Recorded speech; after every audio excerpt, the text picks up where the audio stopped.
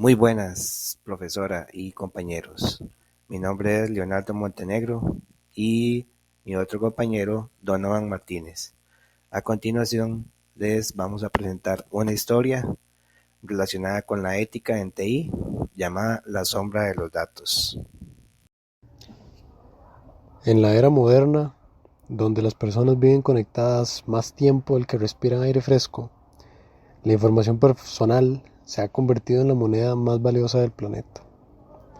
Millones aceptan condiciones de uso sin leerlas, confiando ciegamente en que la tecnología trabaja a su favor.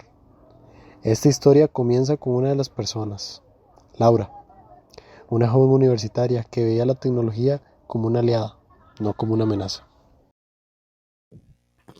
En una tarde cualquiera, Laura descargó una aplicación aparentemente inofensiva.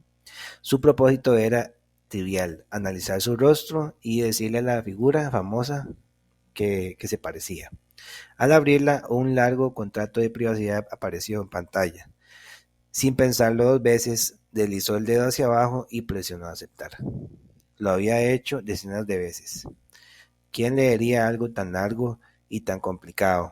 Pero ella, aquello era solo un trámite más de la vida digital. Lo que Laura ignoraba, sin embargo, era que cada clic que daba tenía consecuencias silenciosas, porque al otro lado de la pantalla, en una, en una empresa llamada DataSphere, un equipo técnico trabajaba sin descanso para transformar la información de millones de personas en perfiles detallados, sus gustos, sus miedos, inclinaciones, patrones de consumo, ideas políticas, y lo hacían sin que ningún usuario lo entendiera del todo. Dentro de esa empresa, un ingeniero llamado Carlos revisaba líneas de código que había programado semanas atrás.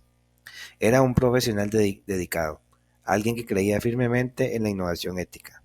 Pero al revisar la última actualización de la aplicación, algo le inquietó profundamente. La app no solo usaba acceso a cámara, como era razonable, sino también a los contactos, la ubicación, el micrófono e incluso el historial de navegación.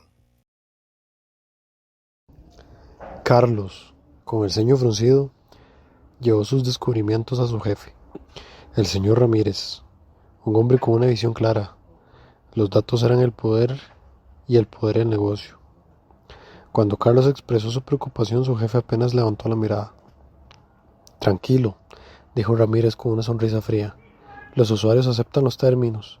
Además, nadie los lee, y mientras más datos recolectemos, más precisa será nuestra segmentación. Nuestros clientes estarán felices. Carlos sintió un peso en el pecho. Sabía que legalmente estaban protegidos, pero moralmente era otra historia. Mientras tanto, en la tranquilidad de la vida de Laura, comenzaron a ocurrir cosas inquietantes. Recibía publicidad extremadamente personalizada, universidades que coincidían con sus intereses exactos, recomendaciones de productos que solo había mencionado en voz alta, e incluso propaganda política alineada con los temas que jamás había buscado en Internet. Al principio lo encontró curioso, después perturbador. ¿Cómo saben tanto de mí?, decía Laura. Pensaba mientras revisaba su teléfono, como si el dispositivo pudiera responderle. La sensación de ser observada la hizo sentir vulnerable, como si hubiera dejado la puerta de su casa abierta sin darse cuenta. La presión estalló cuando se filtró que DataSphere recolectaba datos sensibles sin informar a sus usuarios.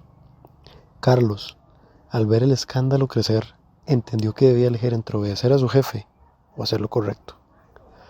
Aunque le pidieron guardar silencio, decidió filtrar anónimamente la información para revelar la verdad y proteger la confianza de los usuarios. Al enterarse, Laura comprendió que esos datos que entregó sin leer el contrato no eran simples números, sino partes de su propia vida, de su propia información.